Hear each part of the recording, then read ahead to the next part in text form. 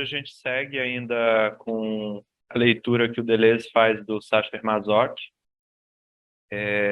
Tem detalhes assim que acho interessantes, justamente para a gente conceber esse universo, esse plano da esquizoanálise das máquinas desejantes, né? E como que essas máquinas desejantes subdeterminam conjuntos molares, né? Grandes conjuntos, e se constituem enquanto máquinas sociais. No Antiédipo, a gente tem três máquinas sociais, né? Que são os selvagens, os bárbaros e os capitalistas, e modos de funcionamento. E, no entanto, Masoch, que leu o jurista Bachofen, ele concebe três épocas da história mundial para pensar, por sua vez, as relações entre homens e mulheres. Essas três épocas no Bachofen são, primeiro, o etairismo primitivo, que ele refere a uma espécie, quase uma espécie de prostituição generalizada. Em seguida, haveria a ginecocracia, que seria um período em que o poder simbólico, quem detém são as mulheres. Então, isso foi estudado, por exemplo, pela antropologia do Malinowski, foi estudado pelo Reich, né? Tribos, grupos matriarcais. Isso aparece também no mito das Amazonas, né? Entre as Amazonas, quem detinha o poder simbólico eram as mulheres, não havia homens nesse grupo de mulheres, né? A gente faz parte da mitologia, da literatura, mas isso fala de uma tendência também na história mundial, fala de uma tendência de grupos, de comunidades. Então a gente tem o etairismo primitivo, a ginecocracia e, em seguida, o patriarcado, em que quem passa a dominar, quem passa a deter o poder simbólico seria o homem. Então, de algum modo, nos romances, ou melhor, nas novelas do Masoch, o que a gente vê é a disputa de poder entre o homem e a mulher. Um poder que passa não só por um poder, uma autoridade física, uma submissão física ali entre os corpos, mas também um poder simbólico, né? Se refere a mitos, a deuses, heróis ou heroínas, né? A personagens da história da religião, da mitologia. E, e é algo que a gente continua vendo, por exemplo, na literatura no século XX, né? Por exemplo, no Strindberg aparece a questão da guerra dos sexos. Lá no Aristófanes, na Grécia, tinha a greve do sexo. Lisístrato, a greve do sexo, né? Os homens estavam em guerra e as mulheres resolvem entrar numa greve do sexo para que os homens deixassem de combater, deixassem de guerrear. Por outro lado, no D.H. Lawrence, que é um autor que eu trabalho bastante, essa relação entre homens e mulheres passa muito longe daquele ideal de completude platônico. Os personagens no Lawrence, não só o homem e a mulher, mas todos os seres, todos os vivos, eles se implicam em relações de afinidade. Então, os corpos têm auras, os corpos se atraem, os corpos se repelem, os corpos se ligam a certos ciclos da natureza, os ciclos da lua, né? E, é muito profundo o modo como Lawrence trabalha assim, esse combate entre duas forças impessoais, que elas têm nomes, elas têm lugares sociais ali, às vezes marido e mulher, às vezes outras relações, mas para além dessas representações sobre a relação, há uma disputa de forças incessante. Quando eu falo em disputa, em combate, em afinidade, não é para fazendo prevalecer o lado da guerra, do ódio, mas dizendo que o combate é justamente esse processo de atração e repulsão. É esse processo em que ora predomina a aliança e ora predomina a inimizade, o desamor, né? Entre outros afetos tristes, poderia dizer.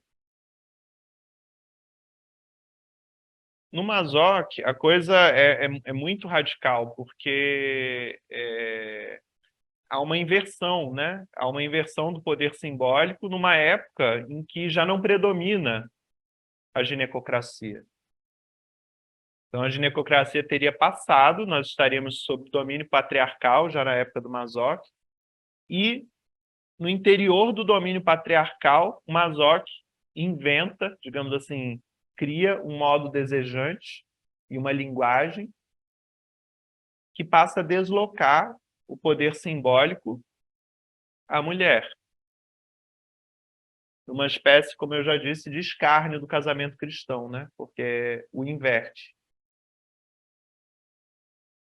E nessa inversão, o homem se torna como que é extremo, porque vai ao excesso, à desmedida, em que o homem se torna o escravo da mulher. O masoquismo também, gente, o masoquismo no Mazoc é um caso de romantismo desmedido. É o romantismo negro, é o romantismo das trevas. É a tendência mais aguda do romantismo. É onde leva essa tendência, digamos assim, do amor romântico, essa tendência em que o homem, de certo modo, se coloca como o serviçal, né, da mulher. Mas, como o Deleuze reconhece, vejam as nuances dessa relação de força. Na verdade, o masoquista se põe aos pés da mulher para melhor realizar o próprio desejo, para melhor realizar o próprio fetiche. Então, ele forma a mulher carrasco, ou a dominatrix. Eu vou ler um trecho aqui do Mazoc em que há uma estratégia de convencimento. Ela está hesitante. Tem horas que tem um momento que ela diz assim: eu bem poderia me relacionar com um homem, mas ele teria que ser mais forte que eu, ele teria que me dominar. Então ela acena para o Severin, que é o herói do Mazoc, com essa possibilidade.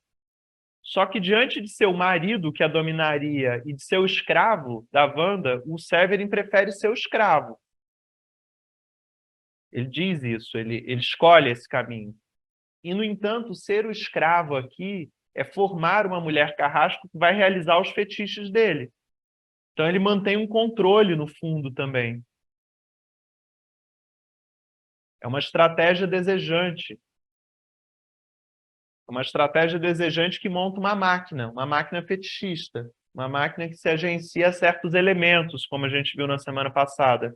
Tem a ver com a animalidade, tem a ver com as peles, né? O uso das peles, o chicote e as ondas doloríferas que ela faz passar sobre o corpo dele.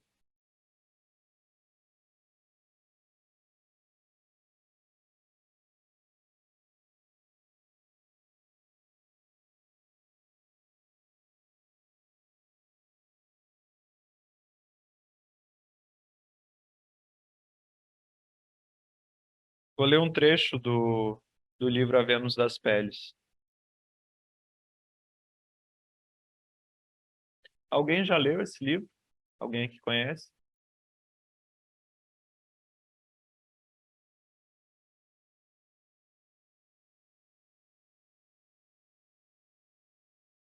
Bom, eu estou na página 49 e eles se conheceram numa hospedaria, né? No interior. É uma província do Império Austro-Húngaro que eles vivem. E eles se conhecem, ela é uma jovem viúva e ele mora lá. Ele é um fantasista e um diletante, né? Ele tenta ser um artista, ele tenta desenhar, ele tenta escrever, e segundo ele, nada ele faz com muito sucesso. E eles se encontram nessa hospedaria e começam a se aproximar. No início do encontro, ele, ele vê uma Vênus de pedra do lado de fora da casa.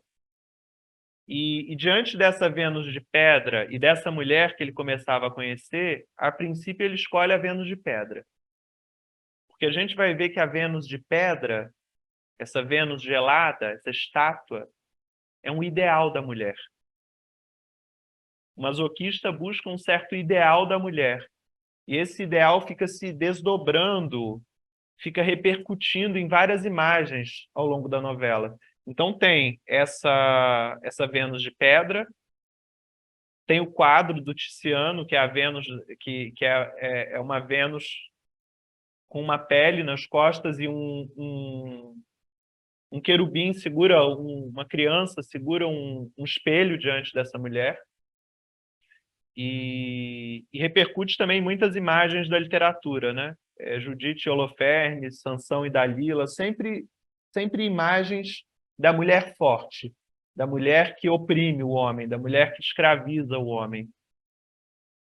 Então a gente vai ver que são essas imagens que fascinam o Severin.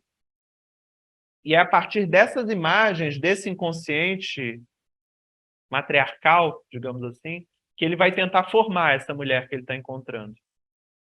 O ideal da própria Wanda é o etarismo primitivo. Ela não quer pertencer a ninguém. Ela é viúva e agora quer ser uma mulher livre. Quer se entregar, quer transar com quem bem entender. E aí começa uma espécie de negociação entre eles. Bom, porque está rolando alguma coisa, está rolando uma aproximação. Mas aí vão se colocando as possibilidades da relação. E as possibilidades da relação são tipos. São tipos de homem e tipos de mulher que correspondem a essas possibilidades. Então a gente vai ver aqui desde a relação neurótica, a relação perversa, né, masoquista, sádica, em que vai se invertendo quem tem o poder e a quais limites que vai esse poder que alguém tem. E o que eu vou dizer para vocês é, apesar da gente estar trabalhando sobre um exemplo desmedido, sobre um exemplo extremo, isso acontece o tempo todo nas relações. E não é só entre homens e mulheres. São relações entre seres, relações entre forças. São relações de domínio, são relações de domínio e submissão, de subordinação.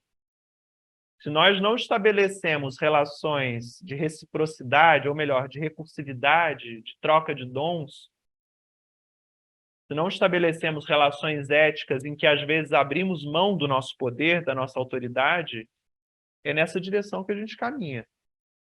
Diz o Mazoc que só se pode ser o martelo ou a bigorna, né? Para ele, alguém tem que estar no poder, numa relação, no caso entre o homem e a mulher.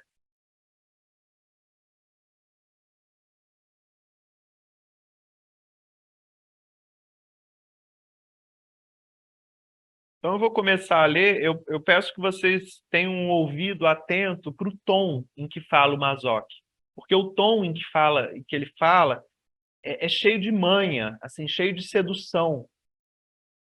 Ele hesita, ele silencia, ele suspende aquilo que ele vai dizer, ele provoca, ele se humilha, né? Ele está fazendo um jogo aqui com ela.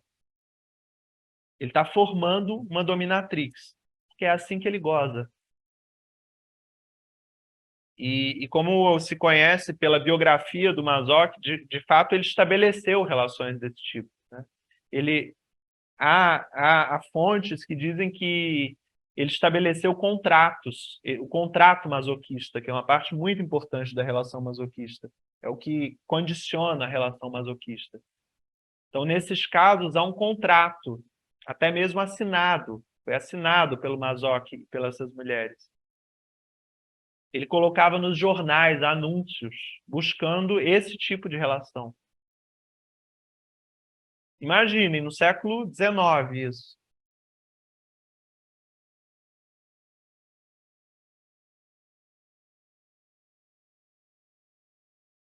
Bom, então eles estão nessa hospedaria e começam a se aproximar. Ele começa a investir, digamos assim, tentando seduzi-la. E ela em algum momento pergunta. Eu vou lendo alguns trechos e comentando. Mas brincadeiras à parte, quer mesmo se casar comigo? Sim. Então, Severin, temos aí um caso sério. Acho que o senhor me ama, e eu ao senhor. E, o que é melhor, interessamo-nos um pelo outro. E não há o menor risco de tão cedo nos entediarmos com isso. Mas o senhor sabe, sou uma mulher frívola, e exatamente por isso eu levo o casamento a sério. E se assumo obrigações, quero cumpri-las. Temo, no entanto, não. O senhor sofrerá com isso. Eu lhe peço, seja honesta para comigo, retruquei. Então, falando com toda a honestidade, eu não acho que um homem seja capaz de me amar por mais do que inclinou a cabeça desoladamente para o lado. 1 ano? Enlouqueceu 1 mês, quando muito.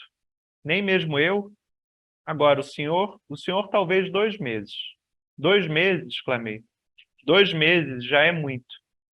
Madame, assim a senhora já estaria a exagerar os preceitos de sua antiguidade. O senhor vê como não suporta a verdade? Wanda atravessou o quarto, virou-se, recostou-se à lareira e olhou para mim, com o braço pousado no mármore. Então, o que devo iniciar com o senhor? Retomou. O que a senhora quiser, respondi resignado. Que lhe dê satisfação. Inconsequente, bradou. Primeiro, quer me ter como mulher, e então se me dá como brinquedo? Wanda, eu a amo.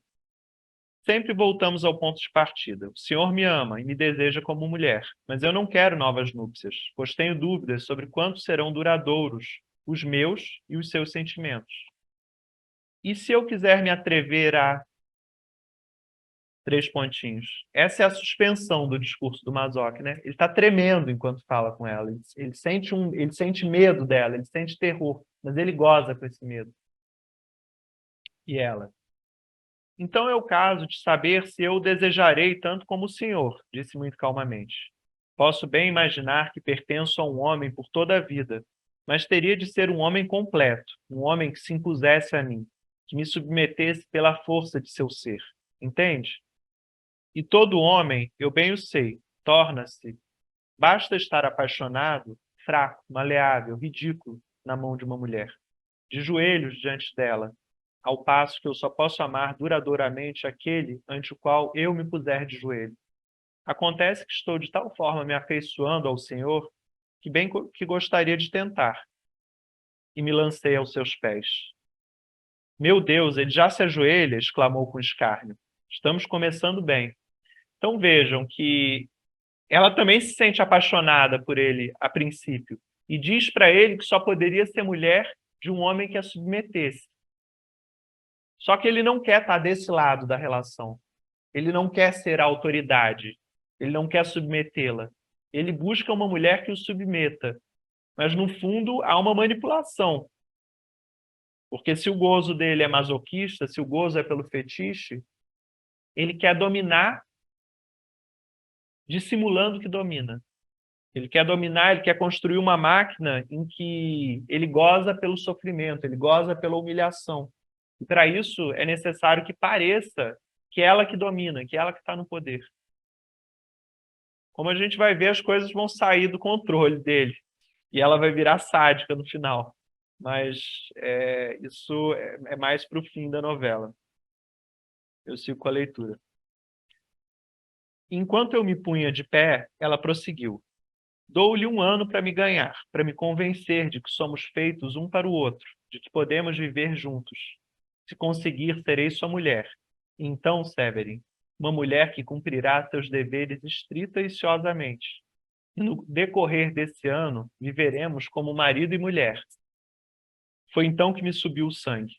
Também seus olhos, de um momento para outro, mostraram-se dardejantes. Iremos morar juntos, continuou, compartilhar todos os nossos hábitos. Cumpre ver se podemos nos entender. Concedo-lhe todos os direitos de um marido, de um adorador, de um amigo. Satisfeito? Só posso estar. Não, não pode. Mas eu quero. Excelente, é assim que um homem fala. Tem então a minha mão. Mais adiante. Já há 10 dias que não me afasto de sua companhia, em hora alguma, exceção feita às noites. Posso o tempo inteiro olhar dentro de seus olhos, tomar suas mãos, ouvir suas conversas, acompanhá-la em todas as coisas. O meu amor se me achega como um abismo cada vez mais profundo, sem fim, em que desço cada vez mais e do qual já não posso me salvar. Esta noite nos refastelamos na campina, aos pés da estátua da Vênus. Apanhei flores e as depositei em seu colo. Ela fez grinaldas com as quais adornaria a nossa deusa. De repente, Wanda me fitou com um olhar deveras estranho e tão perturbador que minha paixão lançou chamas a me devorar. Já nem conseguia me conter. Passei-lhe em torno os braços e fiquei atordoado por suas palavras. Ela me pressionava junto ao seu peito arfante. Está brava? Brava nunca estou, com coisa alguma, o que é bastante natural, respondeu. Só temo fazê-lo sofrer. Ai, como sofro. É algo terrível. Bom, eles estão no maior amor lá e ele sofre, né? Ele sofre por causa do fascínio que ela exerce sobre ele. Ele sofre porque ele teme perdê-la, mas esse sofrimento é uma fonte de volúpia para ele. Continuo. Meu pobre amigo ajeitou para o lado meus cabelos desgrenhados sobre a testa. Só espero que não seja por minha culpa.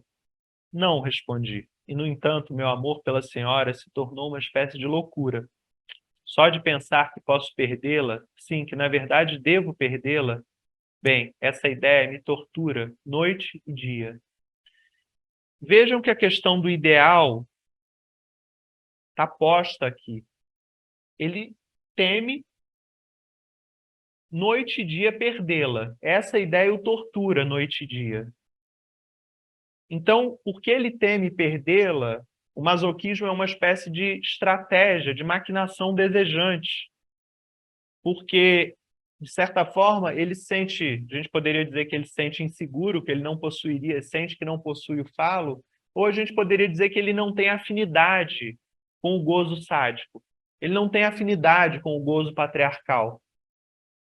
Então, temendo perdê-la, ele tem que construir um modo de relação, ele tem que manipulá-la de modo que ela possa tudo na relação. Ela tem o poder na relação, para que, no fundo, ele tenha o controle e não vá perdê-la. Então, se ele dá tudo para ela, se ele dá a direção da relação para ela, no fundo é para não perdê-la. Mas não perdê-la é uma perspectiva ideal do amor. Não existe amor sem fim, não existe amor infinito, não existe amor perfeito e uma completude absoluta. Existe a morte, existe o término, existe a separação, existe a traição. E, de certa forma, o fetiche aqui, o fetiche, a relação ideal com essa mulher, passa por uma tentativa de abolir a morte. Passa por uma tentativa de abolir o fim, de abolir o processo, de abolir a relação real. Só que numa tentativa de abolir uma relação real, ele constrói com ela uma relação ideal, em que ele sendo escravo e ela dominatrix, supostamente ele teria o controle. Supostamente as imagens ficariam estáveis, ficariam fixas. Ele poderia adorá-la para sempre. O que é uma ilusão, como a gente vai ver. O masoquismo vai derrapar para outro lado, ao fim da aventura. Sigo com a leitura. Ora, mas o senhor ainda não me possui, disse Wanda, e tornou a me lançar aquele olhar vibrante, lúbrico, ardente, que já me transtornara uma vez. Então se levantou e, com as mãos diáfanas, depositou anêmonas azuis na alva cabeleira de cachos da Vênus. Meio sem querer, tive o impulso de estender o braço e envolver sua cintura. Vejam aqui que quando o Severin fala dos olhos da Wanda, ele fala desses olhos de um modo animista. Porque os olhos dardejam, os olhos são flechas. Os olhos são vibrantes, lúbricos, ardentes. O olhar é uma força animista. O olhar, como o cheiro, como a voz, são forças animistas. São forças que se impõem sobre outras forças. Isso é muito presente na literatura, a força do olhar. A força do olhar do Victor no Balzac, que rouba a alma de uma mulher. as vozes que se impõem como uma espécie de feitiço, como uma espécie de hipnose. Então, na literatura se reconhece a força da voz, a força do olhar. E, no entanto, nós perdemos, em grande parte, essa percepção. Nós sofremos os efeitos da voz, os efeitos do olhar. E, no entanto, inconscientemente. Eu sigo. Já não consigo viver sem ti, bela mulher, disse. Acredite-me, só esta vez. Não são meras palavras, não é um desvario. Sinto profundamente, no mais íntimo do meu ser, como se minha vida dependesse da tua. Se te separares de mim, se me abandonares, será minha ruína. Ora, isso não necessariamente terá de acontecer, pois eu te amo, homem. E pegou-me pelo queixo. Bobo. Mas só quer ser minha sob certas condições, ao passo que eu, incondicionalmente, lhe pertenço. Isso não é bom, Severin, respondeu quase assustada. O senhor não me conhece. Quer conhecer-me completamente? Sou boa, boa quando me tratam de maneira séria e razoável, mas quando se entregam em demasia, eu me torno prepotente. Seja-o então, seja prepotente, seja despótica, bradei a plenos pulmões. Importa-me tão somente que seja minha, e minha para sempre. Então, se ele entrega tudo para ela, se ele entrega o poder para ela ser despótica, é porque ele quer que ela seja dele para sempre. É o modo de manter o ideal da relação incondicional, né? Então, na verdade, é incondicional supostamente da parte dele. Ele entrega tudo e ela poderia tudo. Mas essa incondicionalidade da parte dele é porque ele sente que não pode viver sem ela. Então, ele entrega praticamente todas as condições, mas supostamente, porque ele também vai colocar condições no contrato. E uma das condições que ele coloca é que ela se vista com pele. É o fetiche do masoquista. As peles, o chicote, o uso que ela faz do chicote. Fiquei a seus pés e com o braço enlacei-lhe os joelhos.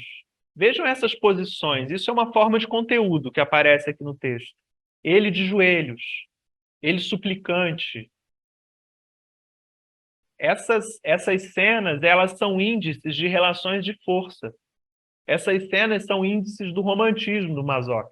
São os românticos que se ajoelham, fazem as serenatas debaixo das janelas, que beijam os pés, que beijam a mão da sua amada, né? Então, só que ele leva isso para o extremo.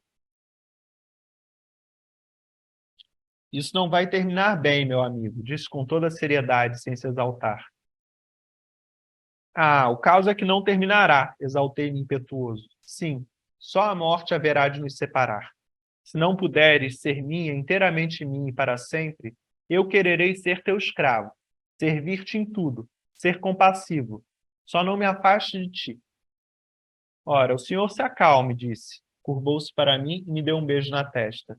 Sou tua de coração, mas não é bem esse o caminho certo para me conquistar, para me segurar. Quero sim, tudo fazer, tudo que a senhora quiser. Só não quero perdê-la. Não quero. A simples ideia de perdê-la. Eu não consigo suportar. Levante-se. Obedeci. O senhor é de fato um homem raro, prosseguiu. Quer mesmo me possuir, custe o que custar? Custe o que custar.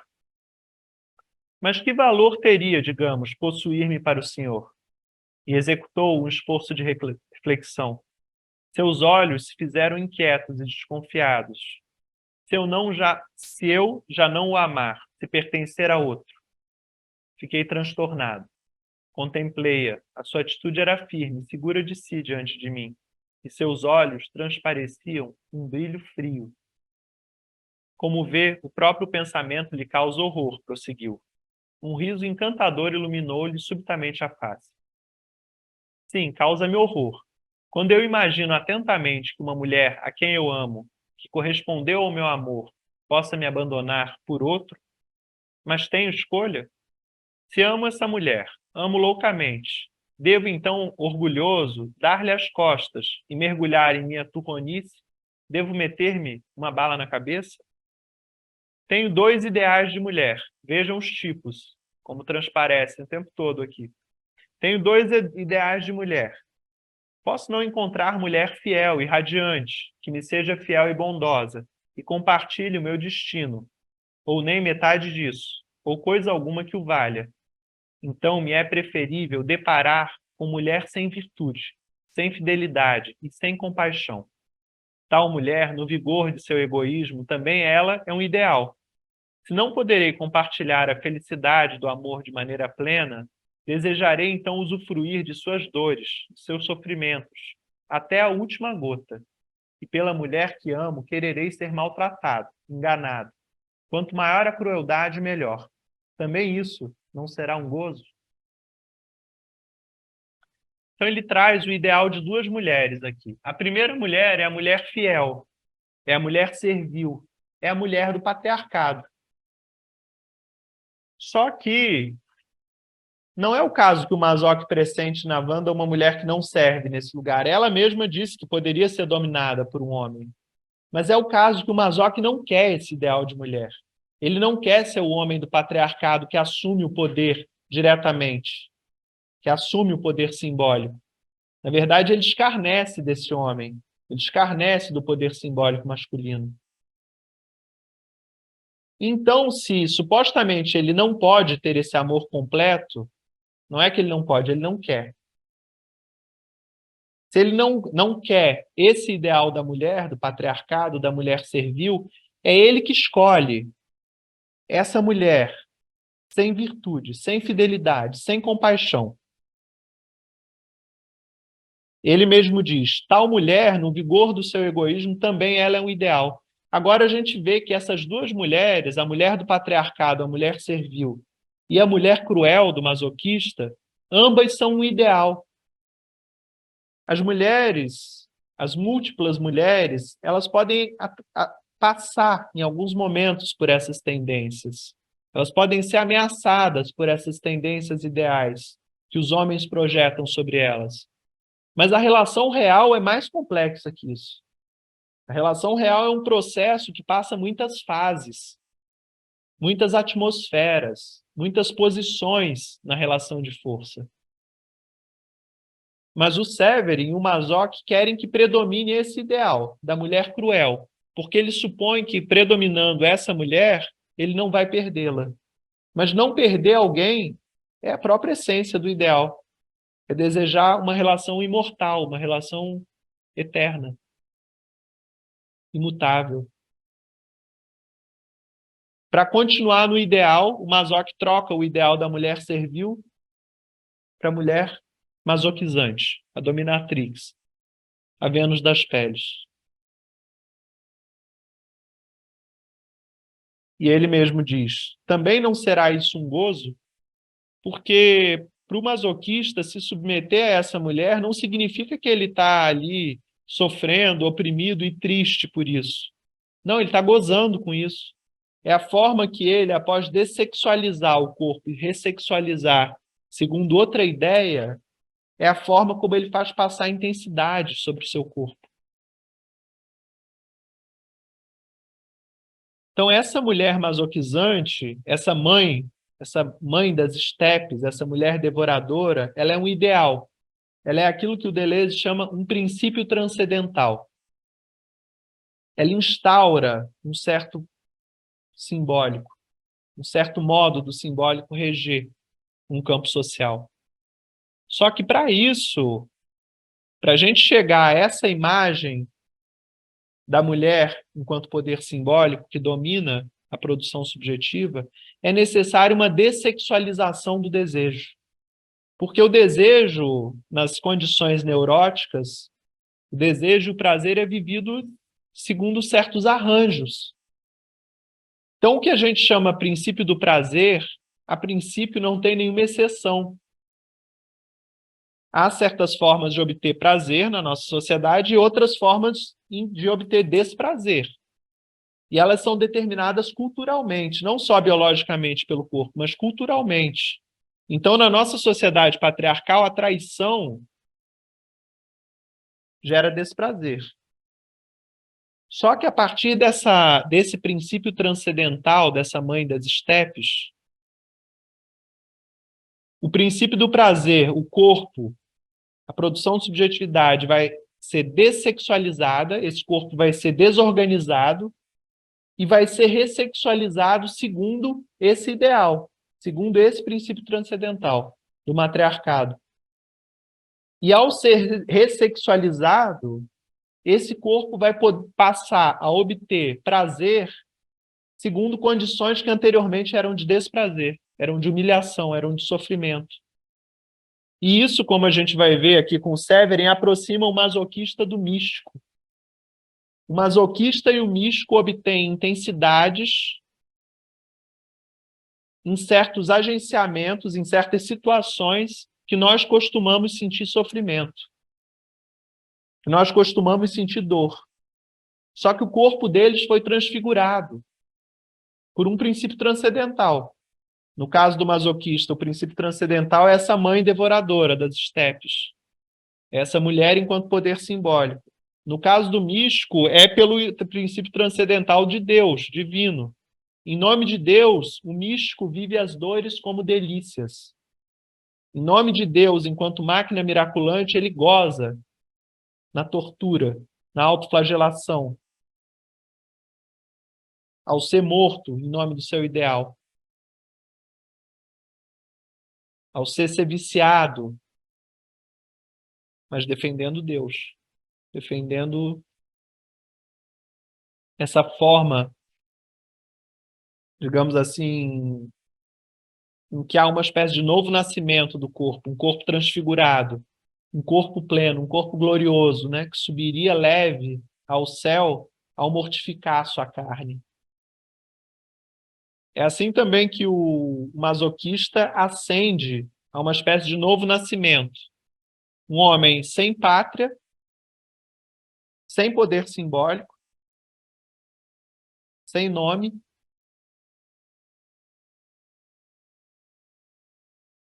um homem que passa a funcionar com base numa espécie de ideal do comunismo primitivo, em que o poder simbólico é matrilinear, é matrifocal.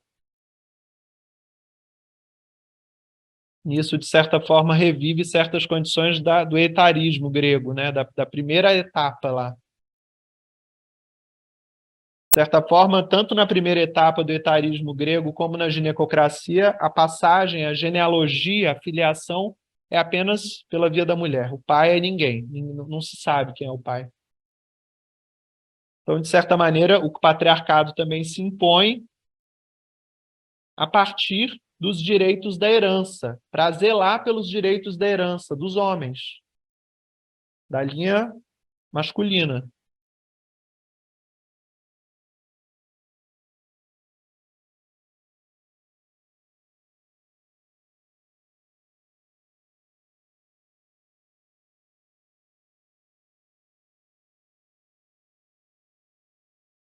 Eu sigo.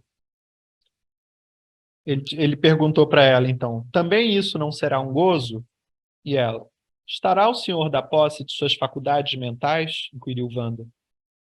Amo-a do fundo da minha alma, prossegui, de modo que digo com todo o meu entendimento que sua proximidade, sua atmosfera me são indispensáveis, enquanto eu tiver de viver.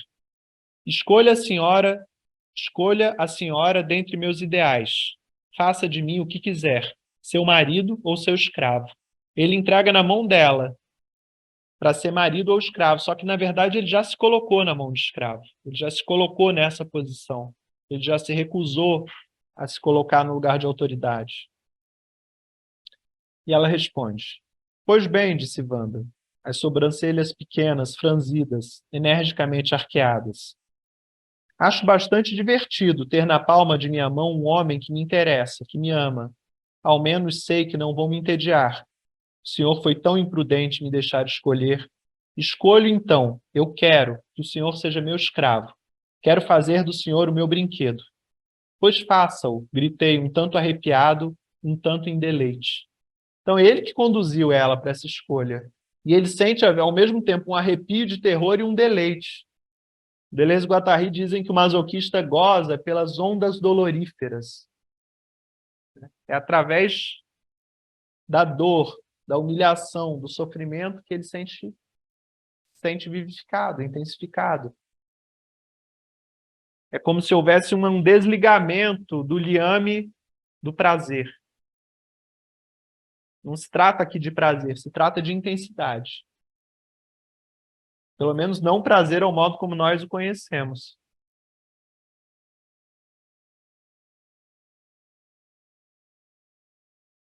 Então, havendo esse desligamento do liame entre o desejo e o prazer, o desejo se liga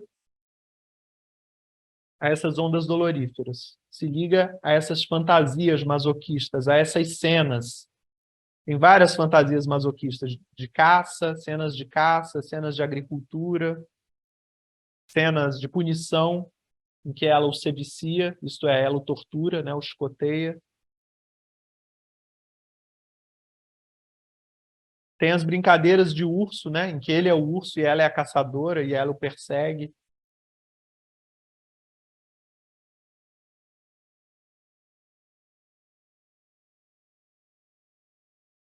E ela diz: quando um casamento se pauta pela igualdade e pela harmonia, a ele se antepõem os maiores sofrimentos. Não, é ele que diz. Quando um casamento se pauta pela igualdade e pela harmonia, a ele se antepõem os maiores sofrimentos, como obstáculos. Nós somos tais obstáculos, interpostos de maneira quase hostil. Que eu tenha comigo esse amor, que em parte é ódio, que em parte é medo. Em relações como essas, só se pode ser um martelo, outro a bigorna. E eu quero ser a bigorna. Não quero ser feliz se para tanto eu tiver de olhar a amada de cima para baixo. Quero poder adorar uma mulher. E isso eu só posso se houver crueldade para comigo. Mas Severin, Wanda interveio contrariada, o senhor me julga capaz de ser essa mulher que maltrata um homem que tanto me ama, como o senhor? E por que não, se é por isso que a adoro tanto? Só se pode verdadeiramente amar o que está acima de nós, o que nos oprime pela beleza, pelo temperamento, pelo espírito, pela força de vontade, e se torna nossa déspota. Então, o que aos outros afasta é justo o que o atrai?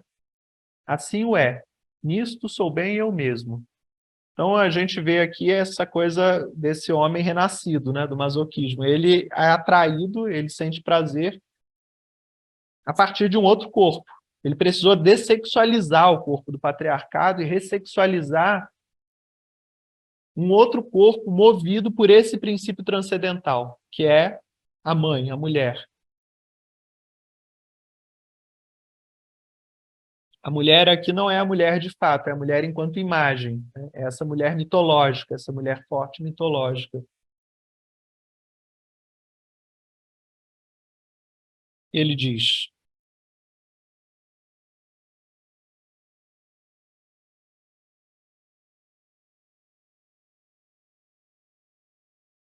no final das contas, em suas paixões, não há nada assim tão atípico, ou que tanto lhe seja peculiar, pois, afinal, a quem não irá agradar uma bela peliça?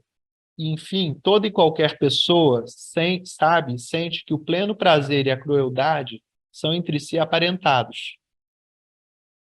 E ele diz: ocorre que em mim tudo isso se alça ao mais elevado grau.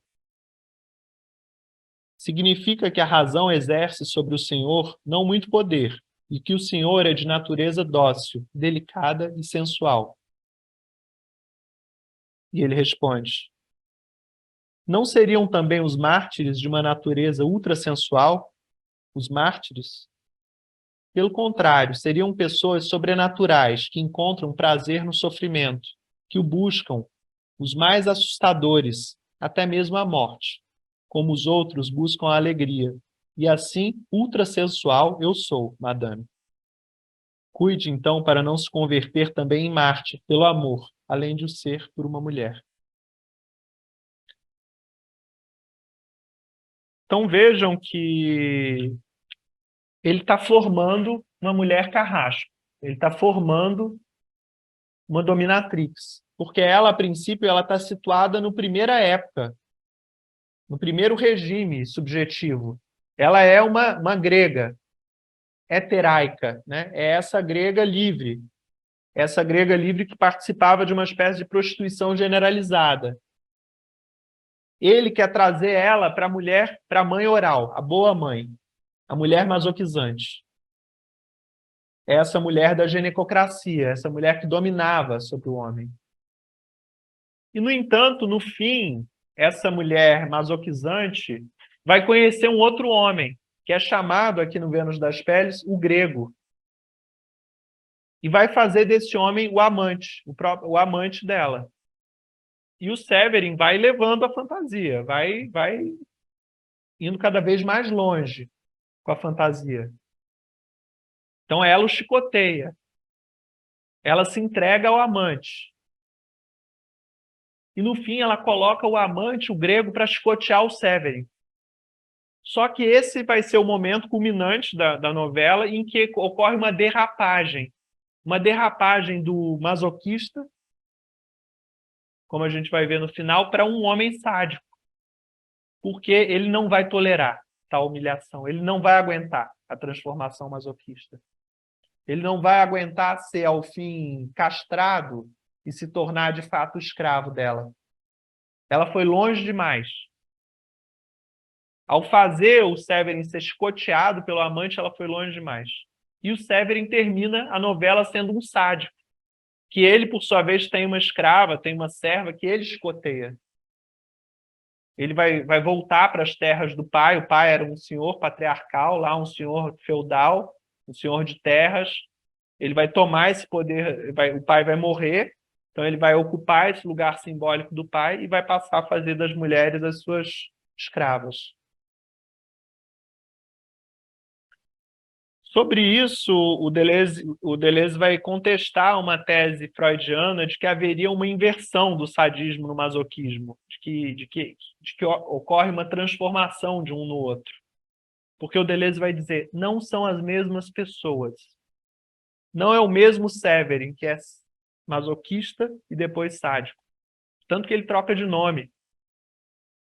Quando ele é masoquista, ele vai ser Gregor, o escravo. Em algum momento ele perde o nome do Severin e passa a ser Gregor, o escravo. Só que ao final ele vai recuperar o nome do Severin e o nome do pai, quando se torna o sádico. Então Deleuze vai dizer, não são as mesmas pessoas. Quando se dessexualiza um corpo e ressexualiza segundo outro princípio transcendental, já não é a mesma pessoa. Ocorre aquilo que é chamado de um novo nascimento. Então, para o Deleuze, na leitura dele do Mazoc, nós podemos ser pessoas diferentes. Nós podemos nascer de novo, segundo uma outra organização subjetiva, segundo um outro modo de obter intensidades. Por isso que o Deleuze com o Guattari depois vão poder dizer também que nós, o corpo sem órgãos, o corpo intensivo, são um ou vários. Há muitas formas de obter intensidade. Há muitas produções de subjetividade possíveis, de identidades possíveis. Quando se dissolve uma identidade formada a partir de um regime social, político, antes de se construir uma outra identidade fixa, nós caímos numa espécie de reino dos quase seres, das singularidades pré-individuais, das forças. Em seguida, nós vamos ser subjetivados, ressexualizados em outro corpo, sob outras coordenadas ideais, sob outras coordenadas sociais, culturais.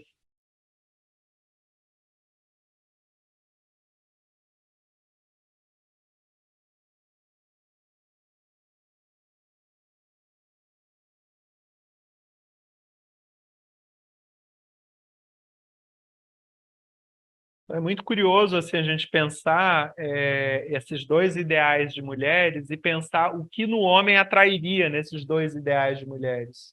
Né? Que tipo de roupas, que tipo de modo de se vestir, de se comportar, atrai esse homem que se atrai pela mulher servil?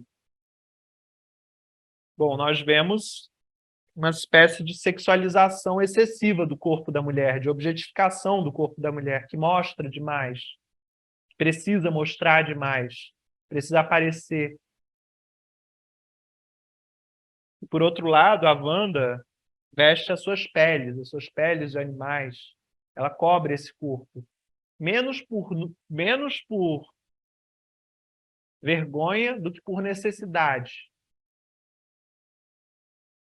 Porque aquele tempo da mulher, aquela mulher grega, nua, que gostava, que estava à vontade com o seu próprio corpo, passou.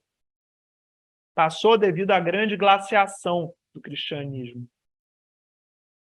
E no cristianismo e no patriarcado, essa mulher só pode voltar como uma mulher forte que veste peles e se impõe pela sua autoridade, pela sua força.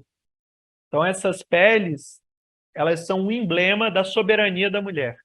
Fetiche por peles, ele está situado nesse agenciamento masoquista, nesse agenciamento em que o homem se põe como destituído de força, destituído do poder simbólico. Alguns psicanalistas tentaram ver as peles da mulher masoquizante como algo que arremeteria ao masculino, ao pai, e o masoquismo como algo que viria do pai. O Deleuze contra-argumenta e diz que não, as peles pertencem plenamente ao universo feminino e ao universo masoquista. Não tem nada de sadismo e de relação com o pai aqui.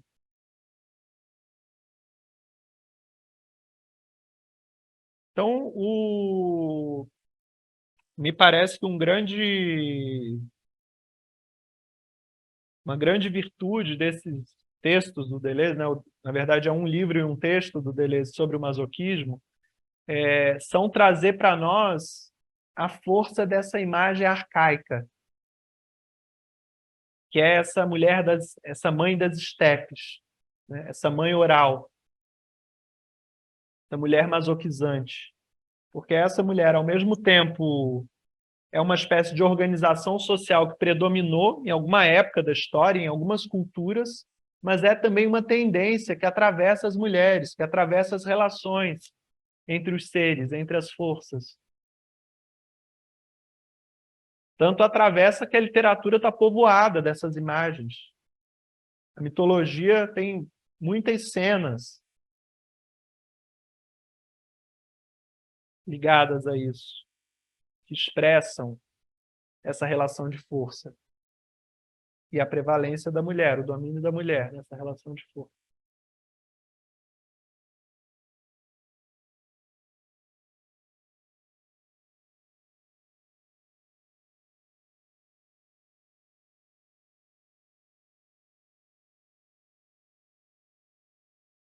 Bom, é um trecho do Mazoc que eu escolhi para hoje. Queria ouvi-los um pouco, tomar uma água, respirar.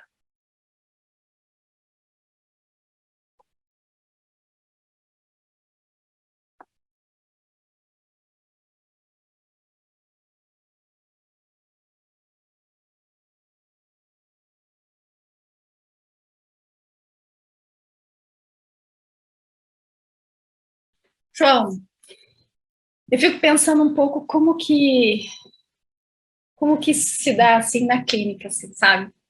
Porque primeiro eu fiquei pensando, né?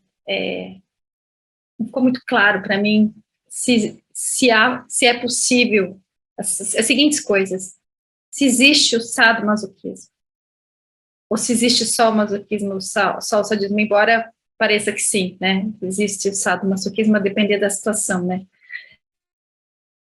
Mas eu fiquei pensando um pouco assim, o quanto que o sádico tem também nele de perverso, né? De um, de um certo comportamento fascista, assim, sabe? E, e o quanto que o masoquista está camuflado nisso, porque, de alguma forma, ele, ele também, como você mesmo disse, né, coloca no contrato as exigências dele, sem questionar se isso, por exemplo, quando ele fala lá para ela que ela vai ter que usar peles e chicotes, etc., ele nem sabe se ela quer usar aquilo. Então, também é uma questão de imposição, né? Sem saber o quanto aquilo fere ou interfere nas questões dela. Então, também um certo certo racismo. Então, eu queria assim, escutar um pouco de você, pensando assim, na clínica, né?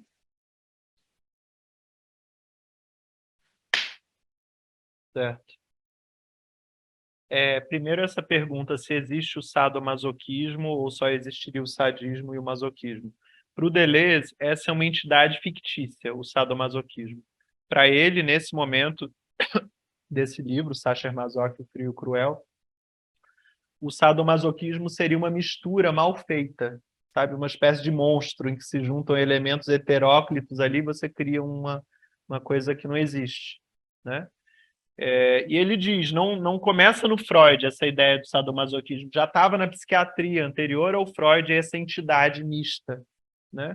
E essa entidade mista, o que ela implica para o Deleuze, Kelly, é que existem certos processos no masoquismo que se parecem sádicos, e existem processos no sadismo que parecem masoquistas.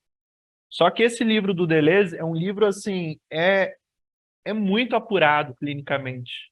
Ele faz um discernimento assim literário e clínico que é extremamente refinado, sabe? Porque ele vai nas obras do Sade e do Masoch para mostrar que assim, olha, vocês pegaram o nome desses autores para definir duas patologias e depois juntaram essas patologias. Só que se vocês voltarem nessas obras e fizerem uma espécie de sintomatologia e clínica a partir da literatura desses escritores, são dois universos completamente diferentes. Então, para o Deleuze, não existe o sadomasoquista e nem existe o casal sadomasoquista. Um homem sádico não procuraria uma mulher masoquista ou vice-versa. Essas estruturas elas se juntam com cúmplices da mesma estrutura. Então, o homem masoquista busca uma mulher masoquizante. E o sádico, ou ele busca uma sádica, que vai ser cúmplice dele, ou ele busca vítimas. Mas nunca mulheres masoquistas, ou homens masoquistas. E aí o Deleuze traz a piada, né? É para ser uma piada, é para ser um xiste, em que o masoquista diz para o sádico, me bate, e o sádico diz, não bato, né? Como que se explica esse xiste, gente? Porque o sádico, para ele é só obrigado, é por imposição, é por estupro, é por tortura, é por instituição. O sádico, ele institui. Então, se o masoquista pede para ele, me bate, ele diz, não bate. Ó, se o outro quer, se é voluntário, eu não quero fazer.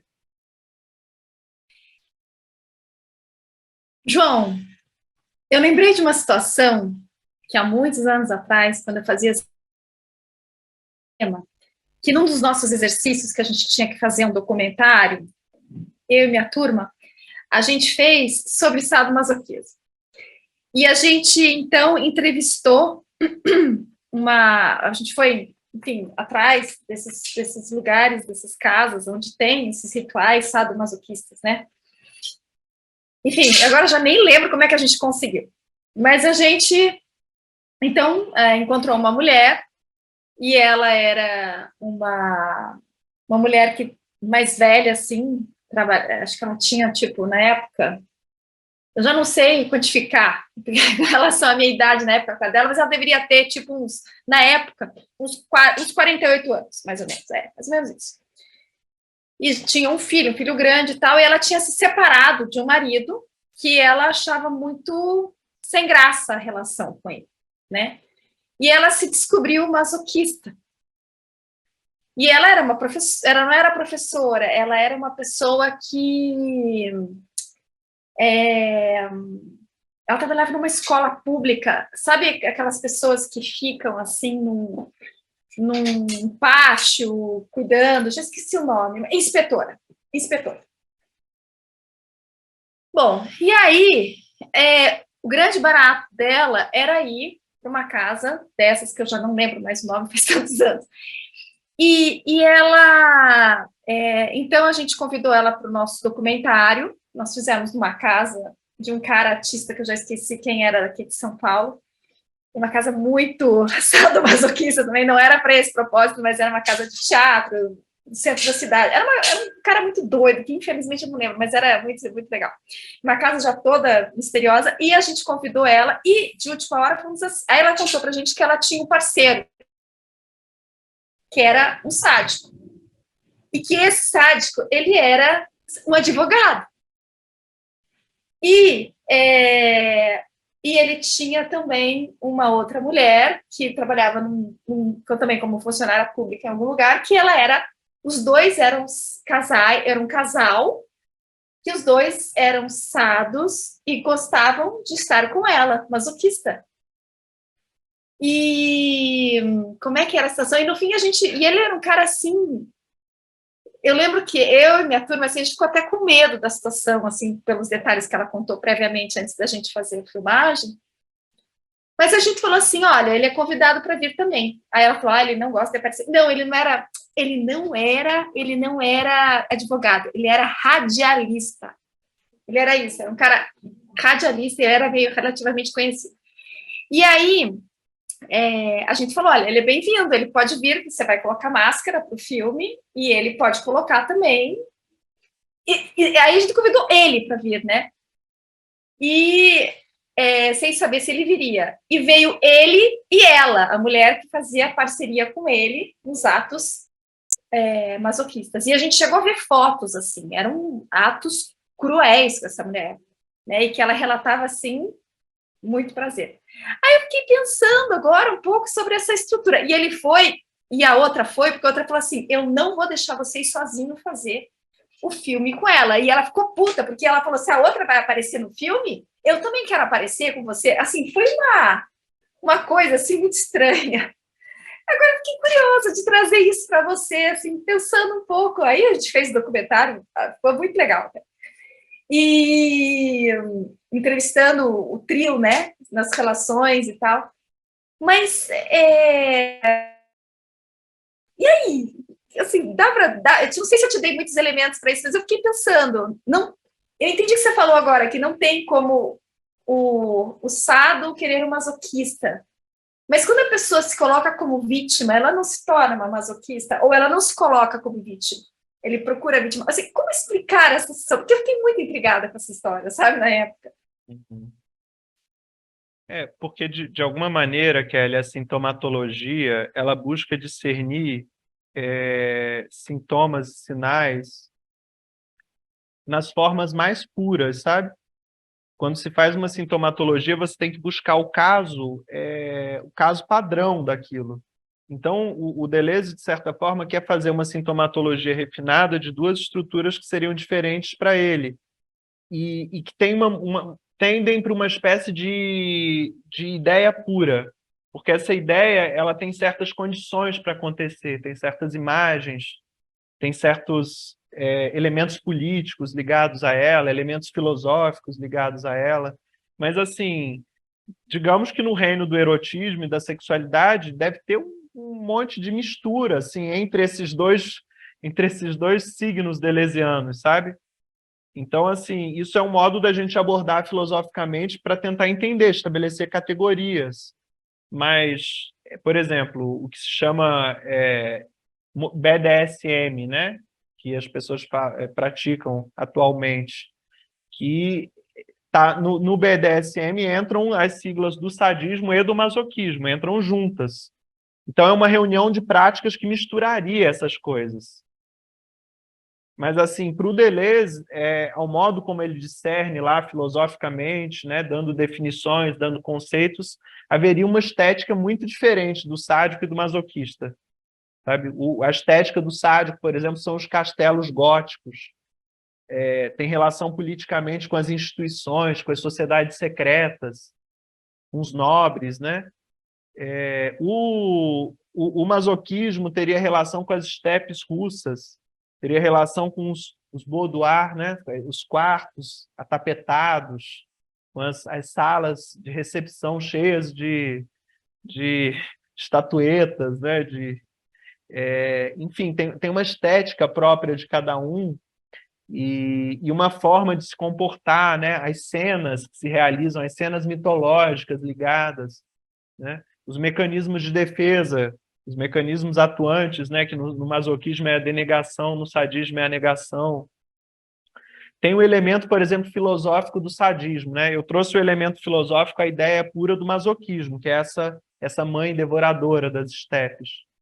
O elemento, a ideia pura do sadismo é uma espécie de máquina trituradora.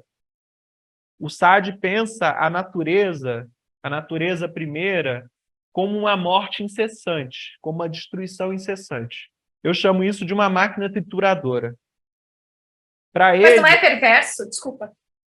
nos dois casos é perverso, só que a questão que a gente está considerando é de serem perversões diferentes, terem dois modos, né?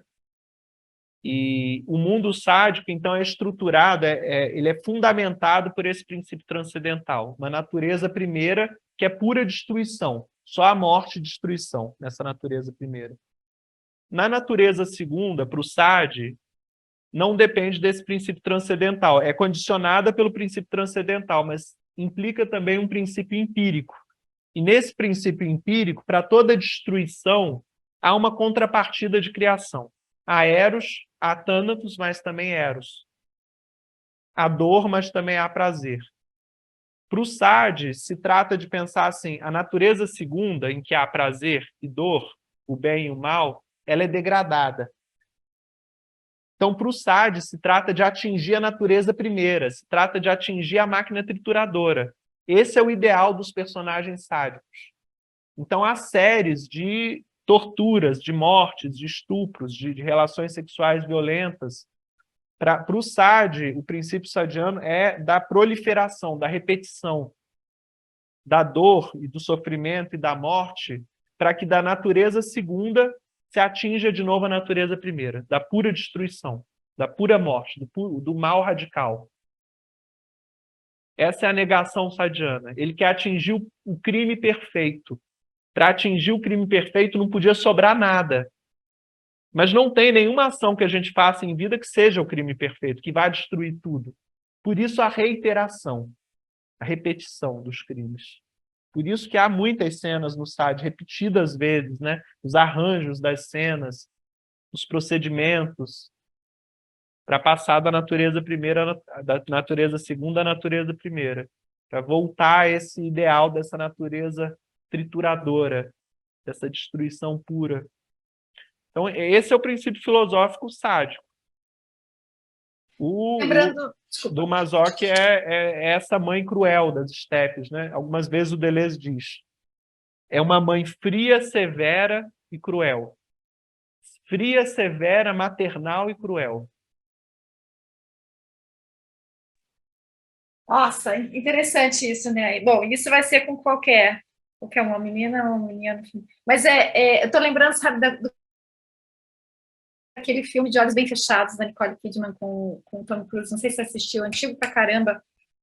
Acho que É de um livro, né? É de um livro do se não me engano, Chico. sim. Esse filme foi, acho que, feito em 96, 97, enfim, alguma coisa assim. É bem antigo, mas muito bom. E eu acho que ele flutuou nessa estrutura sádica, assim mesmo. Mas aí, até por toda a relação que a Nicole e o Tom Cruise estabelecem nesse filme, né? Mas, assim, sobre a sua pergunta de como que isso se dá na clínica, eu estou trazendo também ao modo do Deleuze essas formas, essa ideia pura do masoquismo, né? Que é essa imagem. Eu quis, assim, dar essa dimensão de uma categoria transcendental, uma imagem primordial, o Jung chamava de arquétipo, né? Essa, trazer como que essa ideia se desdobra num modo de vida, se encarna num modo de vida, numa cultura, numa estética, numa política, né? Mas eu queria também trazer isso para conversar com vocês sobre como que isso que aparece de modo tão extremo no Mazoch e de outra maneira no Sade é moeda comum das relações. É moeda comum das relações amorosas, só que em outro grau, gente. Então, o que eu estou querendo dizer é que quando as relações não são estabelecidas com base numa relação funcional, uma relação entre forças, que estão o tempo todo avaliando a recursividade na relação, a gente está o tempo todo recaindo em modos perversos de relação com os outros. Só que são em graus menores. Mas essa manipulação masoquista, essa tortura sádica, esse gozo no sofrimento, esse estabelecimento de um lugar de vítima, mas que tem um gozo no lugar de vítima. Isso é moeda corrente de relação. Em todas as relações, né? Você quer Todas as dizer, relações. até a relação Todas. mãe e filha, pai e filha, né? Enfim, dos casais, enfim, dos trisais, e seja lá como for, né? Assim, tem várias possibilidades em todos os níveis de relação. Nesse sentido, assim, o que a gente chama de estruturas, eu tenho trabalhado muito mais como tendências, sabe? Há uma força pulsional que pode ser exercida em um grau maior ou menor, como diz o Percy Schiavon, e há esses territórios artificiais ou essas tendências que, enquanto imagens, bloqueiam ou usurpam o desejo. E a gente passa a funcionar nessas dinâmicas adoecidas, né? A imagem, o que é ser um homem, o que é ser uma mulher. Essas respostas culturais, essas produções subjetivas, vão nos colocando em lugares de sofrimento, em lugares de vitimização.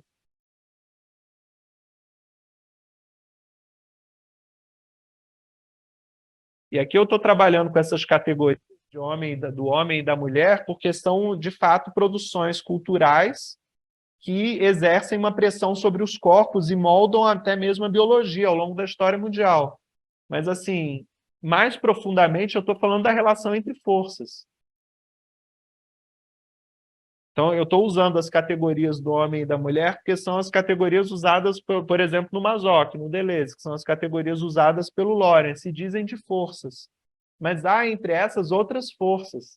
Há misturas entre essas forças.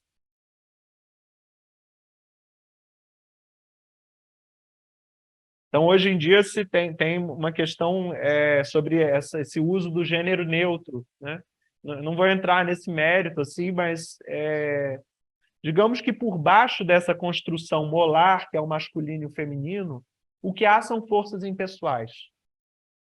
A gente pode dar outras identidades, além do masculino e do feminino, além do homem e da mulher, a gente pode encontrar outras identidades para isso, mas são outras formas, para além do masculino e do feminino, de codificar, de colocar num domínio molar o que é molecular. E no domínio molecular não tem nem homem e mulher. É pré-individual, né? É pré-pessoal, é pré-individual, é pré-gênero. Então, essa Mas a discussão... tentativa da sociedade é perversa e sádica nesse sentido, né? Quando ela tenta estabelecer isso. Quando tenta fixar, há relações de poder envolvidas nisso, né? De certa forma, quem divide, quem cria essas categorias do homem e a mulher é o homem. Digamos, por isso que o Lacan diz sobre a questão do... como que a mulher é não toda, enquanto o homem se arrogaria essa prepotência, né, de ser todo, de ser completo. Mas a mulher é não toda porque ela escapa à lógica patriarcal, ela escapa à lógica da atribuição de gênero, em que ela teria um lugar muito já definido. O gênero, ele é politicamente e socialmente produzido por relações de força.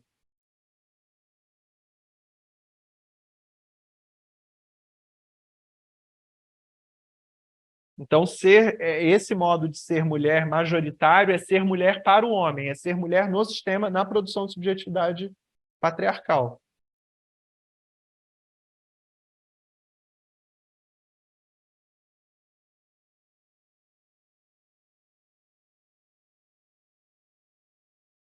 Por exemplo, a Natália, minha companheira que estuda mais, tem se debruçado, né, sobre essa autora, que é a Hélène Cixous. Quando a Hélène Cixous vai falar de uma escrita feminina, naquele livro chamado O Riso da Medusa, essa escrita feminina, ela não é dessa mulher molar, ela não é dessa mulher produzida pelo homem, tanto que ela coloca também homens homossexuais como capazes de escrever a escrita feminina. Porque a escrita feminina é a escrita não toda, é a escrita que sai do domínio do molar, em que as coisas estão separadas bem ordenadamente, e entra no domínio do pré-pessoal. O que a Hélène Cixous chama de a escrita feminina, o Deleuze e Guattari colocariam na conta do esquizo, e depois do feiticeiro. Na esquizoanálise, quem adentra esse domínio do pré-pessoal é o esquizo e depois o feiticeiro. Na Hélène Cixous é a mulher. São figuras conceituais para uma capacidade que a gente tem, que as pessoas individuadas, neuróticas, têm de acessar forças para além da neurose. Uma avaliação das forças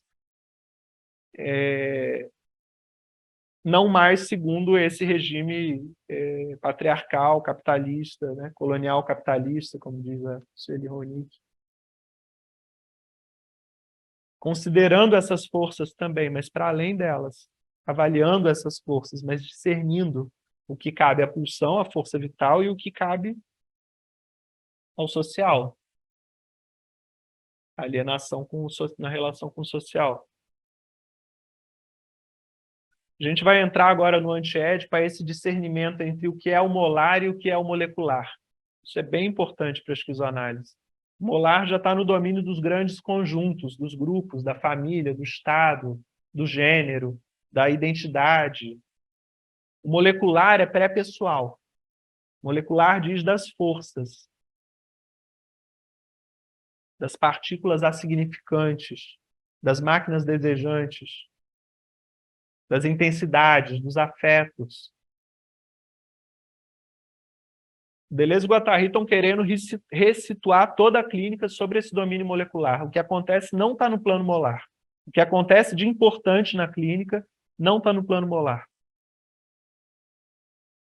Não está no plano desse domínio dos grandes conjuntos, das identificações, dos reconhecimentos pelo outro no grupo, não. Está na ordem da afinidade entre forças.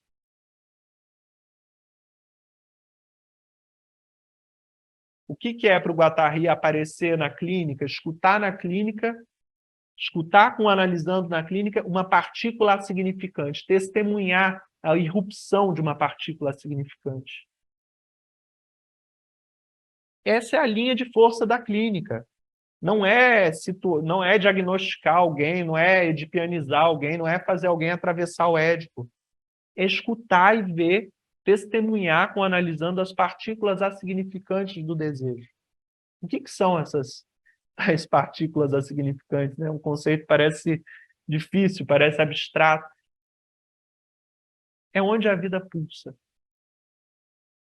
É onde o desejo encontra uma saída, um respiro, uma condição de existência, de existir mais, de existir melhor, de existir com mais força. Por que chama uma partícula significante? Porque é algo muito pequeno, porque é algo às vezes indiscernível, invisível. Às vezes se escuta num tom, num tema, numa palavra, num silêncio, numa falta, num sintoma, num sonho. É a João, significante, só concluindo, é a significante porque ela não pode ser interpretada a um modo, isso é o pai, isso é a mãe, isso significa que você vai fazer tal coisa, isso significa que você não quer mais isso. Não é na interpretação que se aborda uma partícula significante.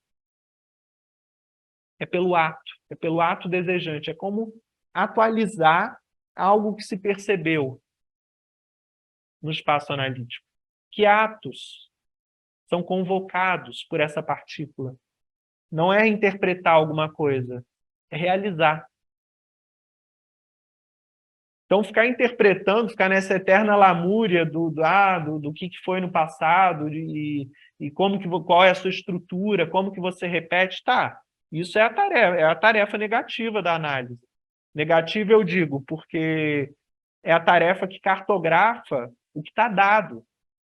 É negativo porque cartografa algo que está dado, que é anterior a nós. Ó, isso sou eu. Isso que fizeram de mim. Mas o que eu vou fazer com o que fizeram de mim, para onde eu vou levar meu desejo a partir do momento que eu começo a escutá-lo, é disso que se trata a clínica. É disso que se trata a analítica, a análise das linhas do desejo. É para onde isso vai. Isso aqui é a pulsão. Para onde a vida vai com mais força. E quais são as linhas quebradas, as linhas suicidárias, as linhas de morte, as linhas de vício, as linhas bloqueadas. É nesse lugar que a linha de fuga para onde? Para fuga do quê? Do dado, da neurose, da produção molar instituída da identidade. É aí que a linha de fuga esposa a linha de força. Uma linha que não está apenas fugindo de algo, mas está centrando-se a partir da orientação da força ativa. A princípio, na clínica, quando a gente começa a descobrir, parece que a gente está fugindo, mas a gente não está fugindo. A gente está afirmando um sim que não depende do não. A gente está afirmando um sim que é originário, que é anterior à transgressão do dado. Ele é anterior à própria neurose. Só que a neurose aparece para nós como dada. Nós somos falados pelos outros antes mesmo de nascer. Só que o sim, ele é anterior eticamente. Potencialmente, ele tem que ser atualizado. O sim à vida, o sim à força ativa, a pulsão. Muitas vezes vai parecer que a gente só está fugindo, que a gente só está quebrando, mas há destruições, há fugas que são santas. São em nome da força ativa, do sim primordial. Há destruições necessárias, né, para a gente ir desfazendo essas identidades molares, esses ideais relacionais, essas relações objetais viciadas.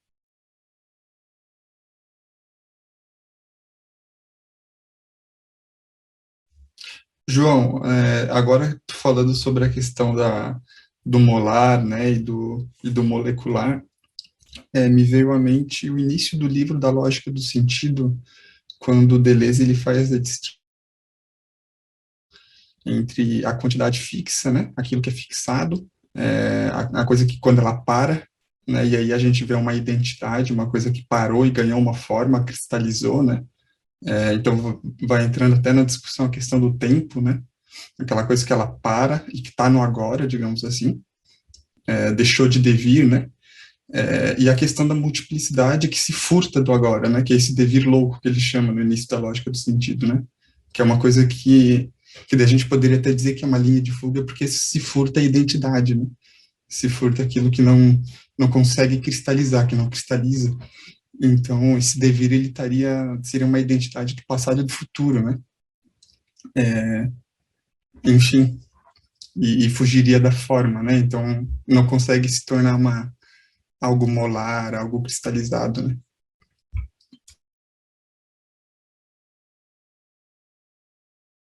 Certo. Inclusive, Vitor, eu li o seu texto que você mandou lá no grupo. Recomendo aí para quem está lá no grupo, Psicanálise para Além do Édipo, para ler. É interessante e nos esclarece algumas questões sobre o corpo sem órgãos, a relação do corpo sem órgãos com as máquinas desejantes. E achei interessante, assim, e resume, assim, de certa forma, essa relação, né? Porque é muito difícil compreender por que o Deleuze e Guattari dizem, às vezes, que sob o corpo sem órgãos surge uma antiprodução. O corpo sem órgãos que aparece para nós a princípio como algo potente, né, no Artaud, como o corpo do combate, da força, por que ele aparece ali no antiédipo como lugar da antiprodução? O corpo sem órgãos do antiédipo é um desafio teórico, não é simples de entender. O corpo sem órgãos do Mil Platôs e do Artaud e do Lógica do Sentido é mais compreensível, mas a gente tem que mobilizar todo o aparato teórico do antiédipo para entender o corpo sem órgãos nesse contexto. E eu acho que lá no seu texto isso tá bem descrito, sabe? E, enfim, eu vou tentar resumir aqui para o pessoal também poder entrar assim, nisso que eu estou dizendo. Bom, a princípio tem as máquinas desejantes, corpos atuando sobre corpos. Os corpos, já nos estoicos, são causas uns para os outros, numa grande totalidade cósmica. Deleuze e Guattari colocam isso em termos de máquinas desejantes. As máquinas cortam fluxos. Então, as máquinas, existem máquinas, fluxos e cortes de fluxos. O que é uma máquina desejante? Um olho é uma máquina desejante. Um ouvido é uma máquina desejante. Um pênis é uma máquina desejante. Um grupo é uma máquina desejante, como a gente vai ver. Uma máquina desejante é um agenciamento de corpos que faz passar fluxos. Qual que é o fluxo que o olho faz passar? Um fluxo de imagens, um fluxo luminoso, um fluxo de ondas. Que vão se tornar imagens ao fundo da retina, ao ser cortadas, quando esse fluxo é cortado. O ouvido corta ondas sonoras, e ao ser registrado, isso vão se tornar palavras, às vezes, dentro da nossa cabeça. Mas são ondas sonoras. Então, no plano das máquinas desejantes, tudo é significante. Temos ondas sonoras, ondas visuais, ondas táteis. O seio corta leite, o pênis corta o esperma, o ânus corta as fezes. Máquinas. Máquinas desejantes. Esse é o plano, digamos assim, da produção primária do antiédipo. O desejo para o Deleuze-Guattari é essa produção incessante. Fluxos e cortes de fluxos. Só que esse tempo, esse eterno presente, ele vai precisar passar de alguma maneira. Ele que não para de passar, ele que é aquilo que não para de passar, é a instantaneidade eterna, ele vai precisar passar. Porque vai começar a se instaurar um passado puro.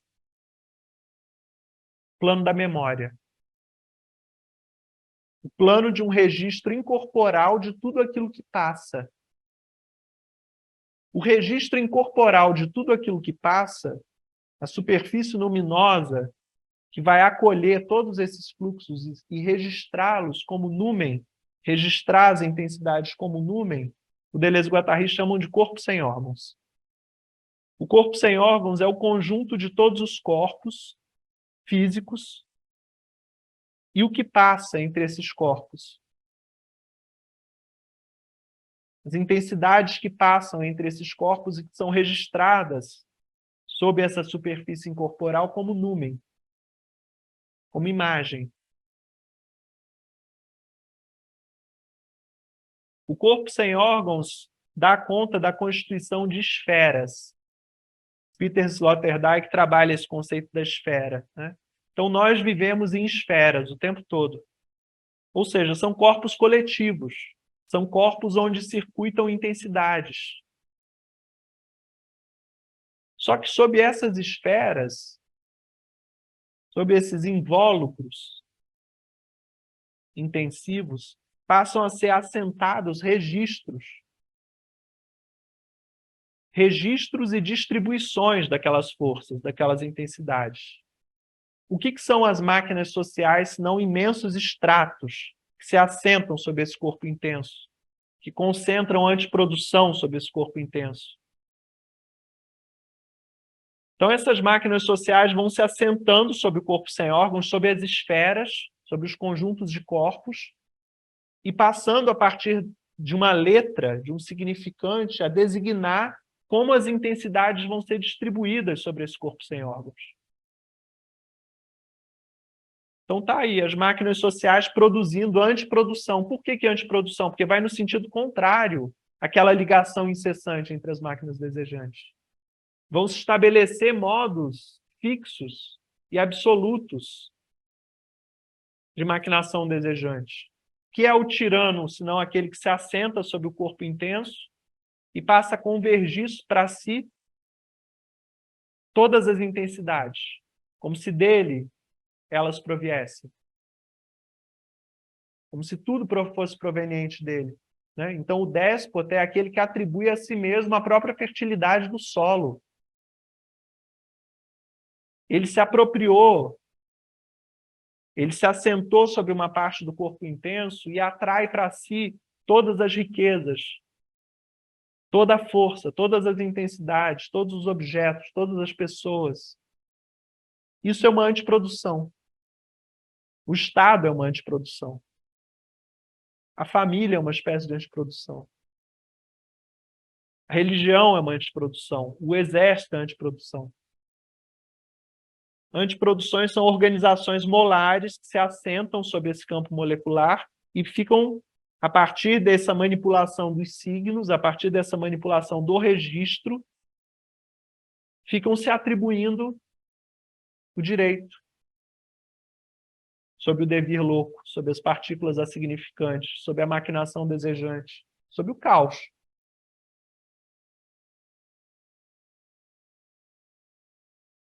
Então, eu gostei muito do texto, Vitor, recomendo aí para todos e todas para a gente entender justamente essa dimensão perigosa do corpo sem órgãos. Porque do mesmo jeito o corpo sem órgãos é onde as intensidades se tornam numen, imagem, regiões intensivas para nós, e ao mesmo tempo é o lugar onde a gente é possuído pelas imagens dos outros, os espíritos, se quiserem, né? Os invólucros psíquicos, as produções de subjetividade, tem muitos nomes para isso, as mentalidades, os enunciados, os discursos. Tudo isso captura. São modos de falar sobre a captura.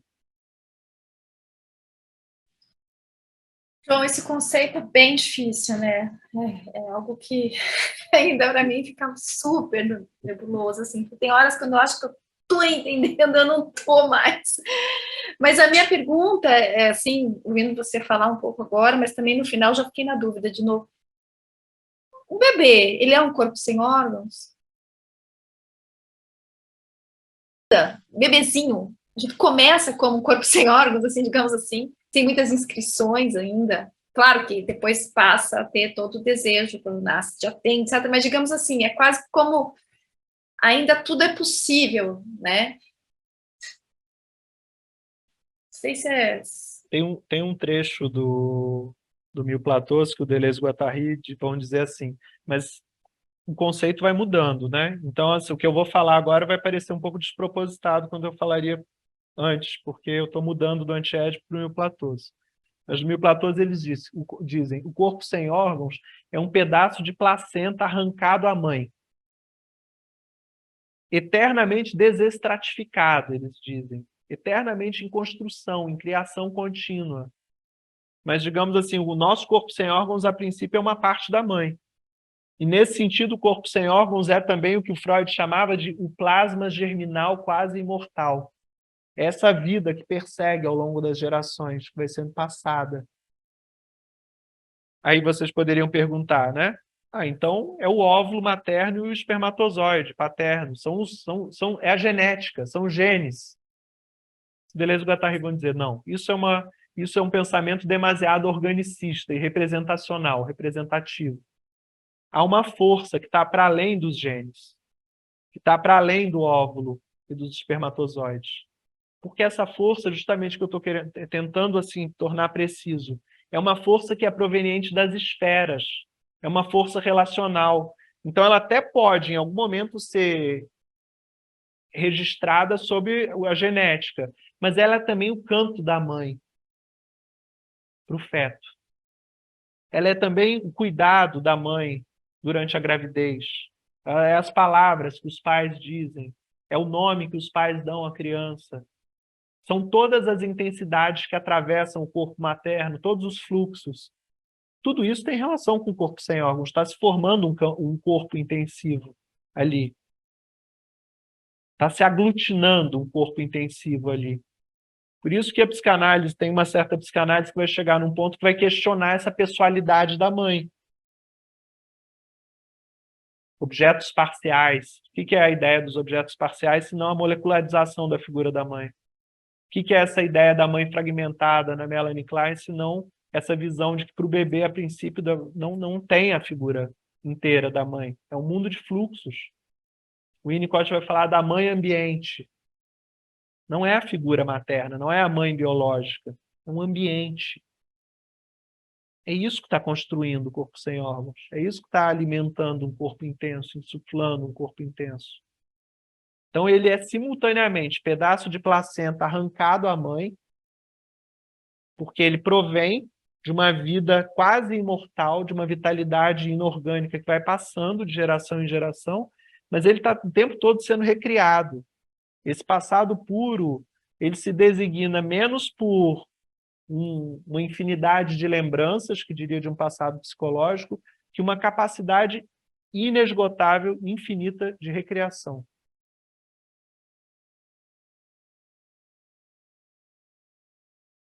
É um manancial, é a própria fonte da vida, né? Que fica se renovando. Então é como se o corpo sem órgãos, ao mesmo tempo, ele fosse nessa direção de uma, digamos assim, de uma descendência, porque ele passa pela mãe, ele passa pela placenta, só que ao mesmo tempo ele é involutivo, porque ele está fazendo mergulho, assim, ele tá se banhando, ele está se alimentando desse manancial, desse passado puro e retornando, se criando mais forte. Isso é chamado pelo Deleuze, em algum momento, de uma vida inorgânica. Ela não se reduz ao organismo, ao nosso corpo. É uma vida inorgânica. A gente poderia falar de... Não é o corpo biológico, não é um espírito, não é a alma. Nenhuma dessas categorias dá conta do corpo sem órgãos. João, é a vida no plano da imanência, né? O corpo sem órgãos. É a vida No plano da imanência. na imanência. É a vida imanente. É a vida para além das formas, em que a vida se paralisa. É a vida das forças. Digamos que a nossa vida, para além do nosso corpo físico, ela vai continuar de alguma maneira, durante algum tempo, em outros corpos. Nós vivemos um por meio dos outros, um por entre os outros, através dos outros. Essa vitalidade inorgânica, os escritores, eles a comprimem num livro. Eles comprimem a própria vitalidade inorgânica deles. Eles sacrificam a vida orgânica deles em nome dessa vitalidade inorgânica que vai continuar.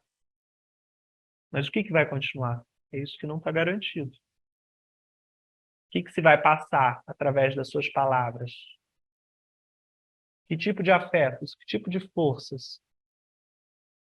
O Caetano tem uns versos dele que ele diz: o cheiro dos livros desesperados.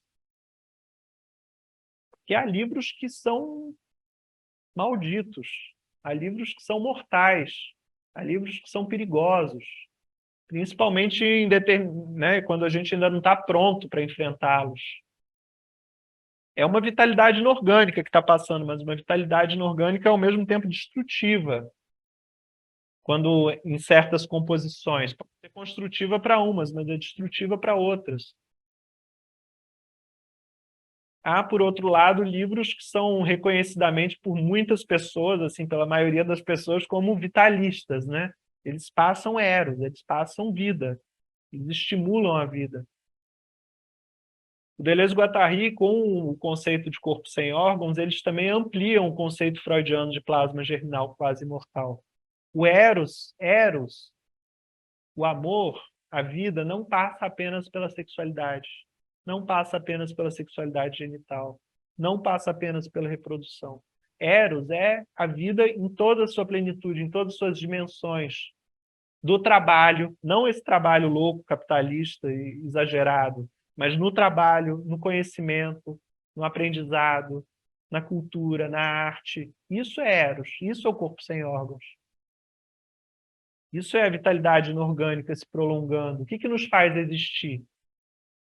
É só a nossa existência biológica? Não, porque às vezes a gente nasce biologicamente, mas a gente nem entrou na existência.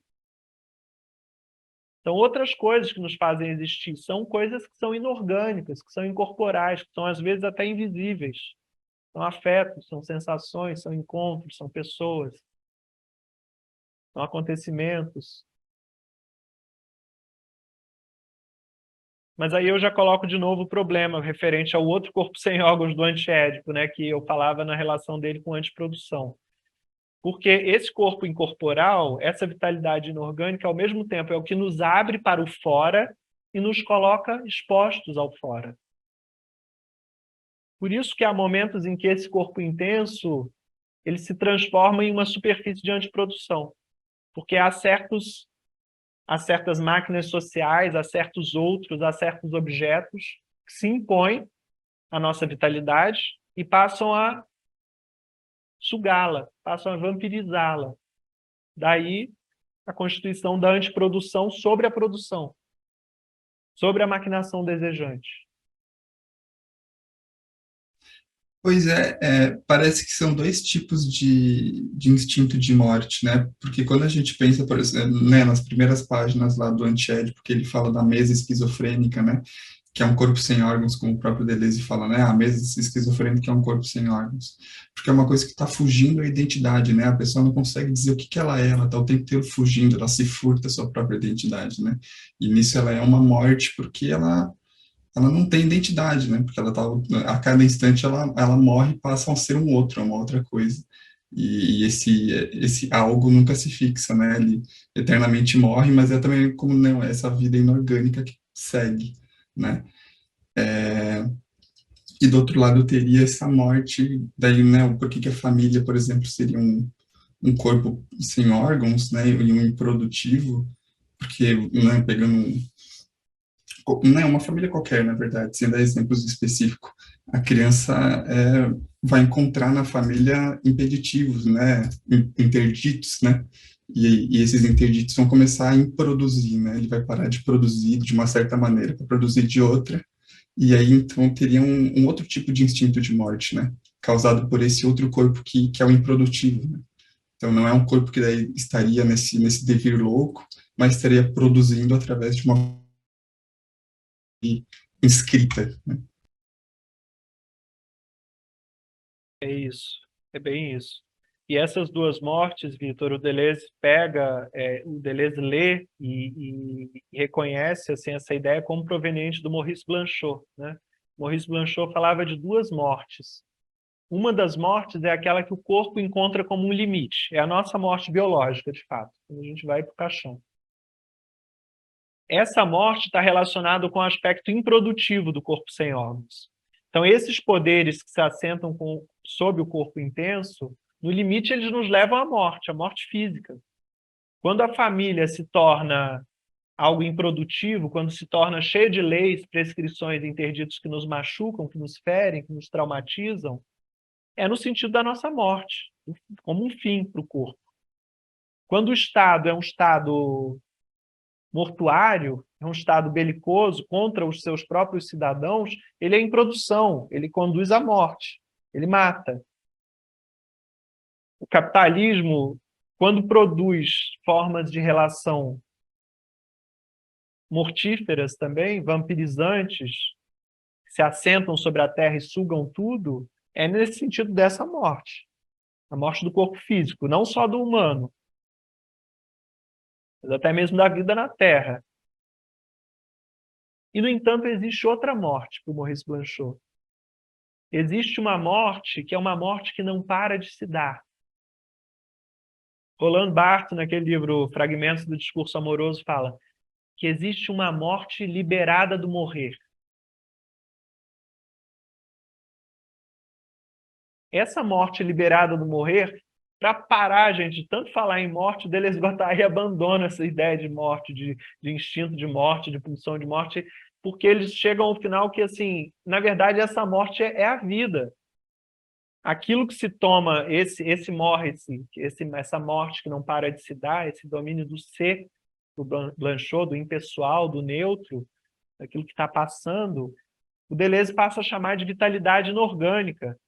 Então, no limite, a morte se transmuta em vida. Mas depende de que morte. Não é a morte que o corpo encontra como limite. Às vezes a vida passa através disso. Vejam o caso de Antígona. Antígona se sacrifica para enterrar um dos seus irmãos. ela sacrifica o próprio corpo físico, ela chega à morte do corpo como um limite, mas o ato que ela pratica é um ato tal de amor, de eros, que ela dá uma confiança para a humanidade. É um ato de confiança tal que ela lança para a humanidade, ao enterrar esse irmão, mesmo sendo morta por isso, apedrejada por isso, que Eros venceu. O morre-se, que não para de se dar, ela se tornou outra, ela virou uma lenda, ela virou um nome que diz de um sacrifício sobre-humano pela justiça, pela ética. Então, eu lembrei o ano passado, do suicídio, você falando disso agora, daquele artista indígena que estava com sua obra, como é o nome dele? Estava com sua obra exposta na Bienal. Ele, teoricamente, nessas atribuições artísticas comerciais, ele estaria no auge, né, da vida artística dele, tudo, saindo tudo quanto era mídia, etc.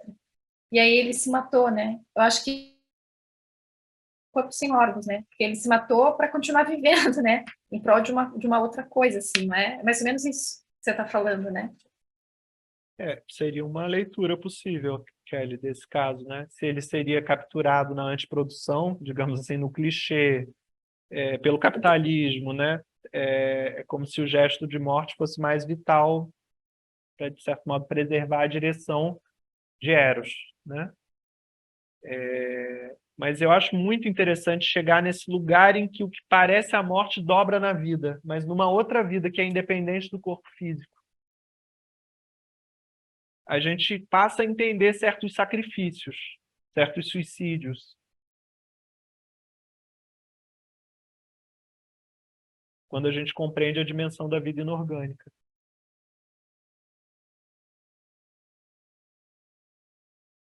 De certo modo, assim, quando a gente é tomado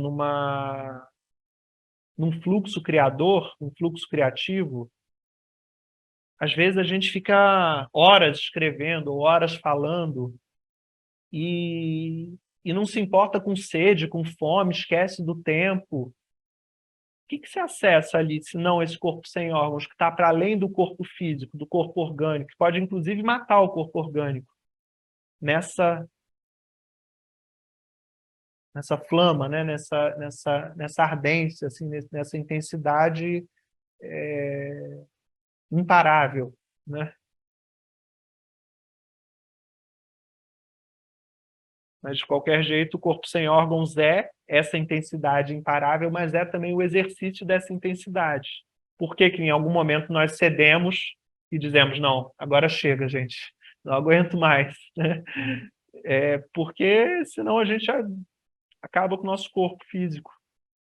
O corpo sem órgãos, dizem o Deleuze-Guattari, tem que conservar um pouco de organismo para sobreviver a cada aurora. Então, se a gente queimar tudo com essa intensidade de uma vez só, não tem corpo que aguente.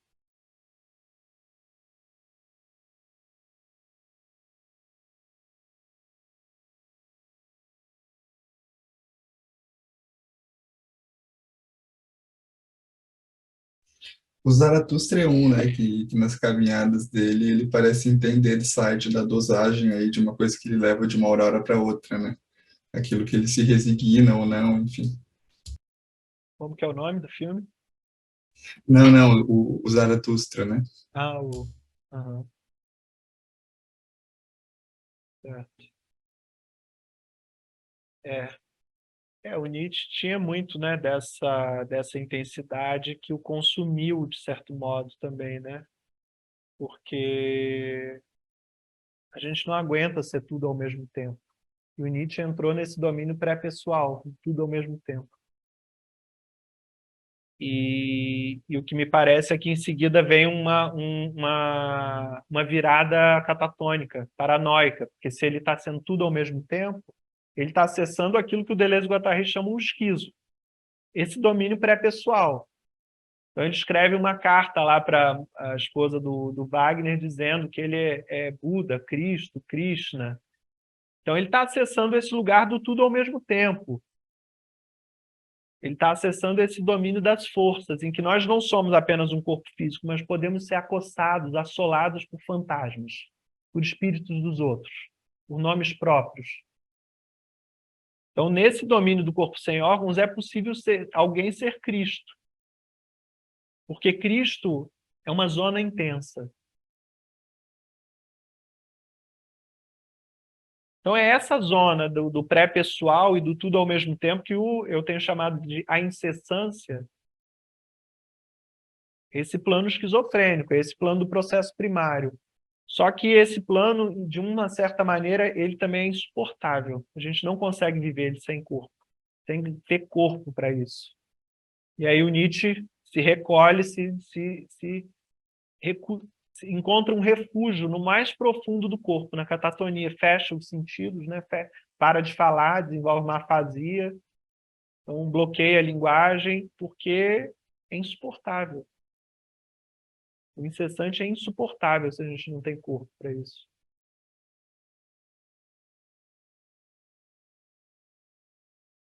E agora a gente passou do domínio perverso para o domínio esquizofrênico, para o domínio da psicose e do que o Deleuze-Guattari chama de esquizofrenia, né?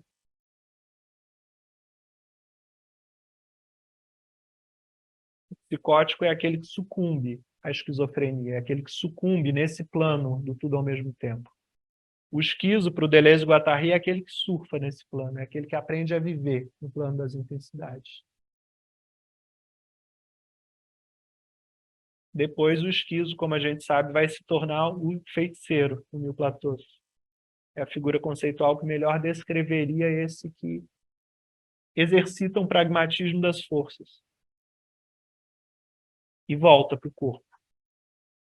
E tem algum corpo físico para onde voltar, onde se segurar, mesmo que saia dele. Mesmo que reconheça a partibilidade e o vagar do espírito.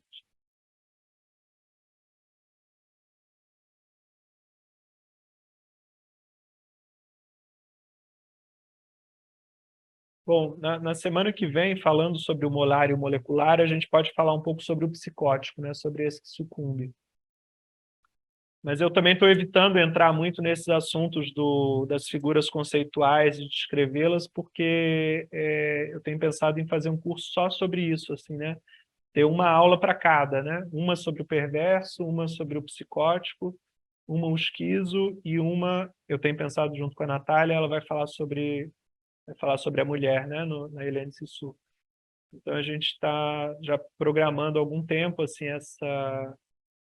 esse projeto, então eu estou evitando entrar muito assim diretamente, né, nesse discernimento para não invadir assim, essa outra proposta. Mas acaba que a gente vai navegando, né? Acabamos chegando no perverso, no masoque, e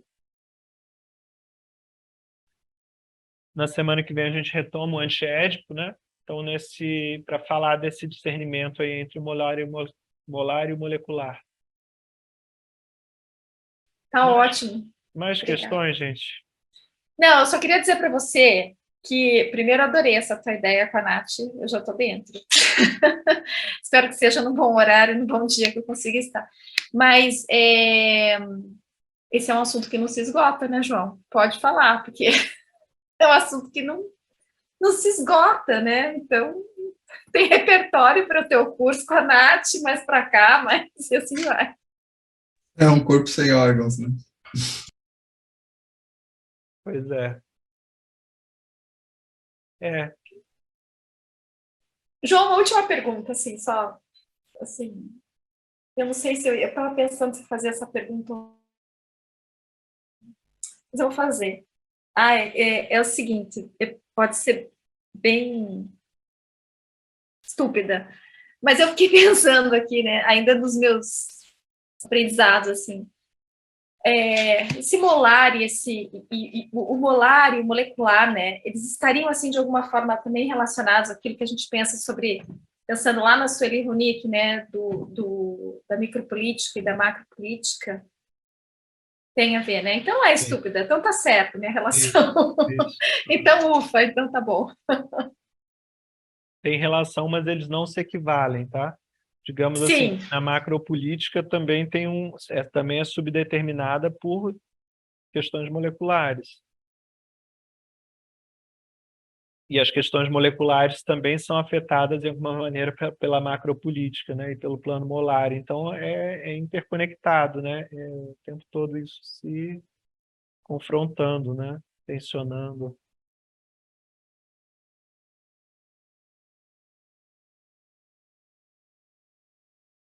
Eu acho que lá naquele texto sobre geologia, né, eu acho que o Deleuze fala sobre isso, acho que é no meu Platô Zoom, no finalzinho, que ele fala sobre como que acontecem os devires moleculares entre os estratos molares, né, aquelas passagens entre os estratos, enfim. Mas também fazendo um comentário aqui, quando tu fala que o corpo sem órgãos, depois de um tempo, ele passa a ser insuportável, eu lembro da própria experiência psicodélica, né? Porque mesmo quando a gente tem uma experiência show de bola, legal pra caramba, né?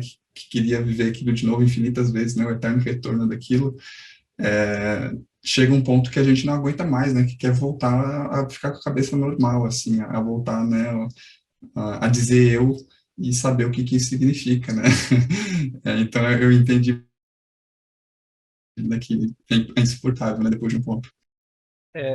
Vitor, eu teria muito a dizer sobre isso, mas como disse a Kelly, a coisa é infinita, sabe? A gente pode retomar mesmo na semana que vem, porque eu teria que entrar nos conceitos de máquina miraculante e máquina paranoica para falar da experiência psicodélica e dessa relação com a percepção, né, com o excesso. Então, a gente iria longe. Então, como diz a Rosane aí, tem que dosar também, né? Senão é demais, senão a coisa não tem borda, né? E, então, acho que por hoje chega. Mas a gente retoma semana que vem.